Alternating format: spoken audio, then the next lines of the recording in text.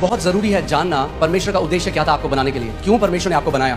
क्योंकि अगर आप इस बात को नहीं जानेंगे आप वैसा फंक्शन नहीं कर पाएंगे जैसे परमेश्वर चाहता है कि आप फंक्शन करें। 1:26 पढ़ेंगे, इसमें लिखा है, फिर परमेश्वर ने कहा हम मनुष्य को अपने स्वरूप के अनुसार अपनी समानता में बनाएं और वे समुद्र की मछलियों और आकाश के पक्षियों और घरेलू पशुओं और सारी पृथ्वी पर और सब रेंगने वाले जंतुओं पर जो पृथ्वी पर रेंगते हैं क्या करें। जोर से बोलिए, क्या करें? अधिकार करें। आमीन। जब परमेश्वर ने मनुष्य को बनाया सबसे पहले, तो अब परमेश्वर अपनी इंटेंशन को या अपने उद्देश्य को बोल रहे हैं कि मैं क्यों मनुष्य को बना रहा हूं।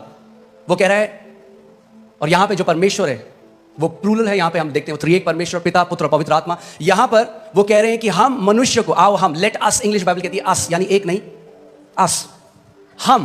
यहां बाइबल में मैं नहीं लिखा, क्या लिखा है? हम। परमेश्वर कह रहा है हम, यानी पिता, पुत्र, पवित्र आत्मा कह रहे हैं कि हम मनुष्य को क्या करेंगे? अपने स्वरूप में और अपनी समानता में बनाएंगे। सो यू विल सी, आप देखेंगे कि ये पहली जगह है जहां पे परमेश्वर अपना उद्देश्य बता रहा है मानव जाति के लिए। और जब आप इसको समझेंगे तो आप जानेंगे कि क्यों परमेश्वर ने आपको रचा है और आपका उद्देश्य इस पृथ्वी में क्या है। आमीन। मैं उनको अपनी समानता में बनाऊंगा, अपने अनुसार, अपने स्वरूप में बनाऊंगा, और फिर वो क्या करेंगे? बोलिए, अधिकार रखेंगे। मगर ये अधिकार नॉर्मल अधिकार नहीं है, ये अधिकार इंग्लिश का वर्ड डोमिनियन है, जिसका मतलब है शासन अधिकार, या जिसको बोलते हैं प्रभुत्व, कि वो क्या करेंगे पृथ्वी पे? बोलिए, प्रभुता करेंगे, प्रभुता करेंगे। सो परमेश्वर का इंटेंशन मनुष्य को बनाने का ये था कि मनुष्य जो है वो प्रभुता करेगा। आमीन। सो इस बात को समझिए, परमेश्वर ने आपको जब बनाया, आपके डीएनए में उसने शासन अधिकार डाला है। मैंने आपको पहले बताया था, आप एक चम्मच से भी एक कील को कसने की कोशिश कर सकते हैं, मगर चम्मच उसके लिए नहीं बनी थी। आप किसके लिए बनाए गए? प्रभुता करने के लिए। बोलिए, प्रभुता करने के लिए। शैतान नहीं चाहता आप इस बात को जाने, क्योंकि सब रेंगने वालों के ऊपर भी प्रभु ने कहा तुम प्रभुता करोगे। और अदन की वाटिका में क्या आया था? रेंगने वाला आया था, मगर उन्होंने प्रभुता नहीं करी उसके ऊपर। इंग्लिश बाइबल कहती है everything that creepeth upon the face of the earth, जो रेंगने वाला है। आमीन। सो परमेश्वर ने जब हमको बनाया, मैंने आपको पहले भी बताया था कि परमेश्वर, जेनेसिस में लिखा है, आदि में उसने आकाश और पृथ्वी की रचना करी। आकाश या हेवंस जो बाइबल में कहती है, वो बात करता है अनसीन रेल्म की, अनदेखी। परमेश्वर का जो राज्य है आप इन आंखों से नहीं देख सकते, मगर वो इस जो आप आंखों से देख रहे हैं उससे भी ज्यादा वो रियल है। आमीन। उससे ज्यादा वो रियल है, आप आंखों से उसको नहीं देख सकते, बट वो रियल है। और परमेश्वर ने पृथ्वी की रचना करी, और परमेश्वर ने जब मनुष्य को बनाया तो क्या किया? सबसे पहले जो उसने मनुष्य को बनाया, बाकी सब चीजों को जो उसने बनाया अपने मुंह के वचन के द्वारा बनाया, मगर जब उसने मनुष्य को बनाया तो उसने उसको कैसे बनाया?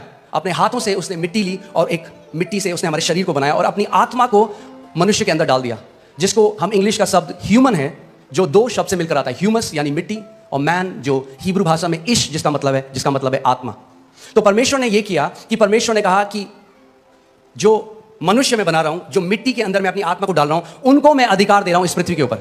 किसी आत्मा को अधिकार नहीं है पृथ्वी के ऊपर। आप समझ रहे मेरी बात?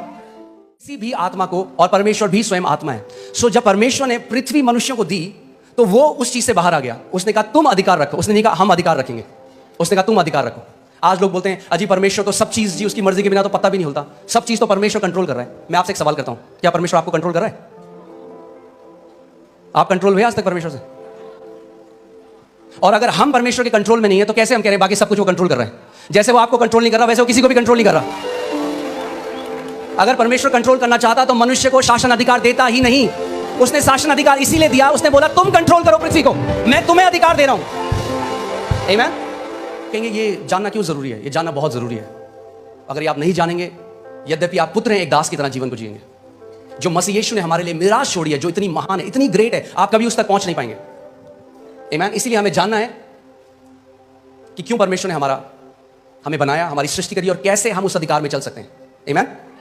सो परमेश्वर ने आदम को बनाया, मगर सबसे पहले हमें देखना है कि आदम को परमेश्वर ने क्या बनाया था।